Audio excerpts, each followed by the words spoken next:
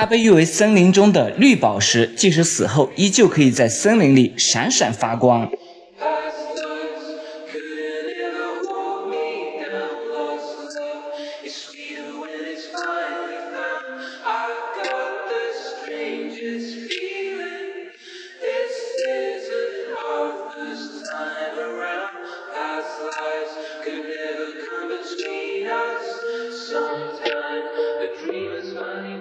这就是鞘翅目吉丁虫科的吉丁虫，它的外形长得比较像天牛，但是身体的颜色非常的亮丽啊，很容易区分。很多人最关心的应该是它这樱桃小嘴咬人疼不疼，我们能不能拿在手上玩？这一点大家完全不用担心啊，它的嘴巴也就啃啃树叶还行，啃我们的皮肤是啃不动的。看它好像啃破了我一点皮肤，其实这点皮肤是我之前抓来世平头蚁的蚁后被那个蚁后的酸给溶掉的啊，溶得非常的软，所以它才啃得动。因为吉丁虫的鞘翅光滑且亮丽，你从不同的角度去看的时候，还有一个不同的渐变色。再加上即使它死后很长时间，它的这个鞘翅依旧保持着光鲜亮丽的颜色，所以很多人都喜欢收集吉丁虫的鞘翅去作为装饰品啊。就比如说我们家里边的一些小摆件，或者是一些民族服饰的衣服上，或者是帽子上。我们本地少数民族基诺族的女孩子也会把它作为定情信物送给男孩子。它的鞘翅碰撞的声音啊，很清脆又不嘈杂，听起来是那种比较悦耳的声音。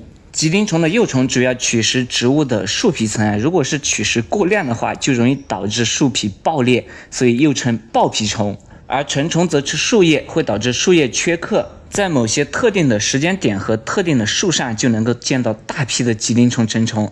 但是这些知识啊，基本上都掌握在老一辈的那些少数民族手里边。其实吉丁虫在我们全国很多地方都有分布，但是体型较大的种类啊，一般都只分布在热带地区。所以即使很多人都见过它，但真不一定认识它。